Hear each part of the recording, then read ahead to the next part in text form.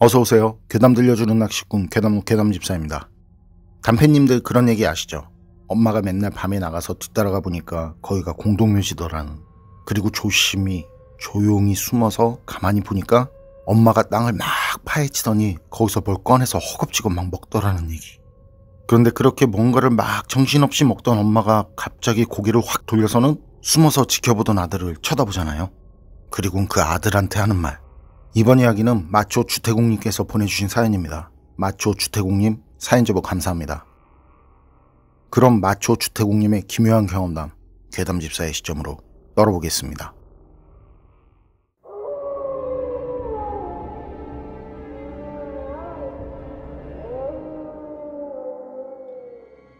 제가 소름 돋는 오싹한 얘기 하나 해드릴게요. 이건 제가 어려서 명절날 할아버지께 들은 얘기고요. 들은 지도 꽤 지난 얘기죠. 그리고 이건 할아버지가 제게만 해주신 얘기도 아니고 구정의 친척들 모두 모여있을 때 그 모두에게 들려주신 할아버지의 경험담이고요. 세월이 흘러도 할아버지에겐 너무 충격적이라 잊혀지지가 않더라고요. 저희 집은 제가 어릴 때만 해도 설날에 만두를 만들어 먹을 땐 아버지가 산에서 꿩을 잡아다 그걸로 만두소를 만들어서 만두에 넣어서 먹었는데요. 그때 온 가족이 그 만두를 먹을 때 할아버지께서 꿩을 잡으러 갔다가 하시면서 말씀을 시작하셨었죠. 할아버지는 태어나신 곳도 자라신 곳도 아버지가 태어나신 곳도 경기 북부에 있는 작은 촌락이었다는데 거기 그 작은 촌락 뒤에 보면 길고 이렇게 큰 산들이 있는데요. 그땐 마을 사람들이 모여서 꿩이나 이제 산토끼 사냥을 갔었다고 하더라고요. 물론 할아버지도 이제 마을 사람들하고 같이 사냥을 다니셨고요. 근데 그땐 유교가 끝난 지 얼마 되지 않은 시기라 산에서는 전쟁 때 죽은 그 시신들이 나오던 시기라고 하는데요.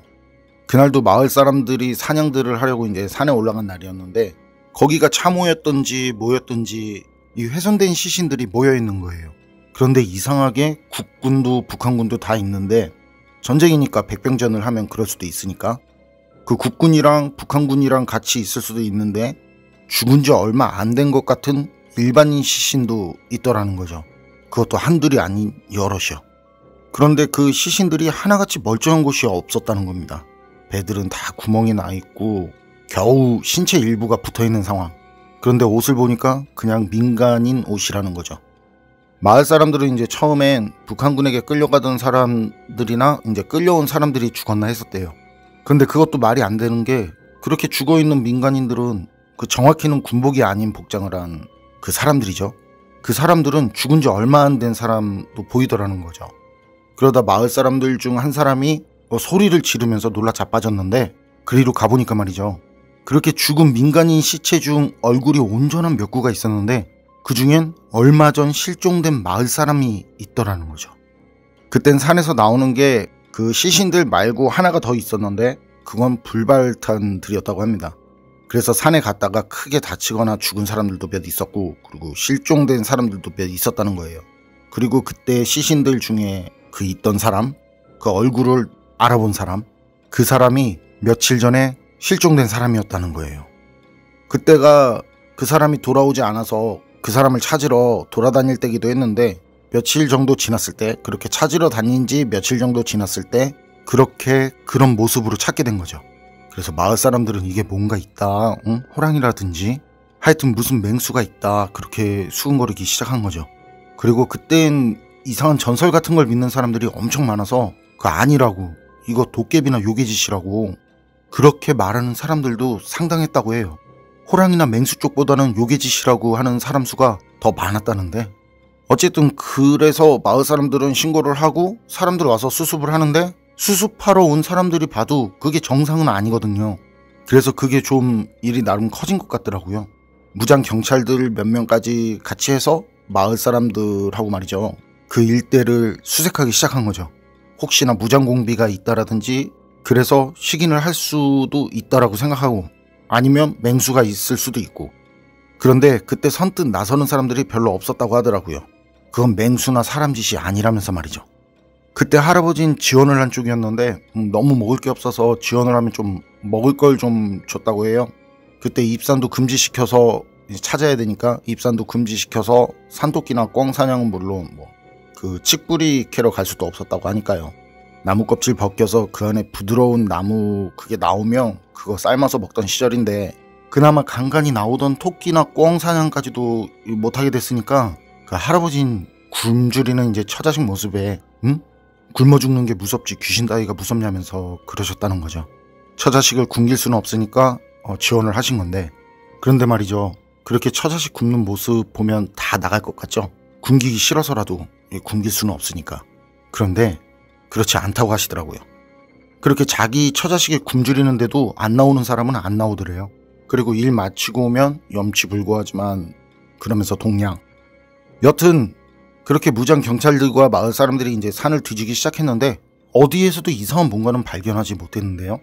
그러다 전에 발견한 비슷한 그런 곳을 발견하게 됐는데, 그때도 거기 죽은 지 얼마 안 된 일반인 시신이 있더라는 거죠. 그래서 사람들이 이거 이상하다, 여기서 잠복을 해야겠다. 그러고는 거기서 잠복. 인원은 마을 사람 100명에 경찰 100명, 대략 10명 정도였다고 하더라고요. 그리고 그날 몇 명이 신고도 해야 하고 사람들이 걱정할까봐 먼저 내려갔고, 남은 사람들은 날이 어두워져도 불도 켜지 않고 숨어서 지켜봤는데요. 그날 보름달이 떠서 엄청 밝았다고 하더라고요. 심지어 나무도 지금처럼 울창하지 않고 전쟁에 불에 타고 그리고 꺾인 나무가 절반에 듬성듬성 이렇게, 밤이라고 해도 보는 데 문제가 없었다는데, 뭔가 소리도 없이 그곳으로 달려오는데 그게 사람이더래요. 그런데 옷도 입지 않고 머리는 죄다 빠져있고 달리는 속도가 엄청나고, 그리고 그 시신들 있는 장소에 도착해서 시신을 먹는데 그때 뭔가 낌새를 챘는지 주변을 살피더라는 거죠. 그리고 그때 신호가 떨어져서 총들을 쐈고, 그땐 총들을 막 쏴대느라 이제 무슨 비명이 들렸는지 뭐 했는지 이 총소리 때문에 들리지도 않고, 한참을 쏘다 보니까 그 정체 모를 것이 보이지 않아서 이제 쓰러졌나 하고, 당연히 그렇게 생각하겠죠? 엄청 쐈으니까. 그리고 전쟁 바로 이후니까 사격들은 좀 잘해? 그래서 그렇게 엄청 쏜 다음에 사격을 멈추고 거기 그 자리에 갔는데 없더랍니다. 그 이상한 게 그 자리에 없더랍니다. 모두가 봤고 모두가 총을 쏘고 모두가 가서 확인을 했는데 없더랍니다. 그래서 그걸 보고 그때 사람들은 다시 이제 술렁이기 시작했다고 하는데요. 그땐 할아버지까지 말이죠. 그거 사람이든 짐승이든 그런 게 아니라고 말이죠. 그리고 누가 먼저랄 것도 없이 다들 서둘러서 거기서 내려왔고, 그 뒤로 누구 하나 산에 올라가는 사람이 없었고요. 그리고 며칠 뒤엔 무장한 경찰에 군인들까지 와서 그 산을 털었다고 합니다. 이건 당시에 어린아이셨던 아버지도 기억을 하고 계셨고요. 그때 경찰들이랑 이제 나중에 괜찮다고 했는데도 마을 사람들은 진짜 오랜 시간 그 산에 올라가지 않았다고 하더라고요. 할아버지는 그 말씀을 하시면서 이제 우리들에게 늦은 밤 산에 혼자 간다거나 하지 말라고 당부하셨습니다. 그때 본 그 흉측한 모습이 세월이 지나도 잊혀지지 않는다고 하시면서요. 마태주공님 사연은 여기까지인데요. 사연 모든 내용들이 기억에 남지만 그중 가장 기억에 남는 게 굶어 죽는 게 무섭지 귀신이 무섭냐, 이 말이 가장 기억에 남는데요. 저도 그렇게 생각합니다. 귀신이 무섭냐, 배고픈 게 더 무섭지, 요거. 여러분, 실제로 우리들 주변엔 귀신이나 악령보다 그 배고픔이 더 무서운 분들이 계십니다. 부디 그분들을 외면하지 말아주세요. 그분들은 우리의 도움이 필요한 소중한 우리의 이웃입니다. 괴담록 오늘 이야기는 여기까지입니다. 그럼 전 다음에 또 다른 사연으로 찾아뵙겠습니다. 늘 건강하시고 평온하세요. 함께 해주셔서 고맙습니다.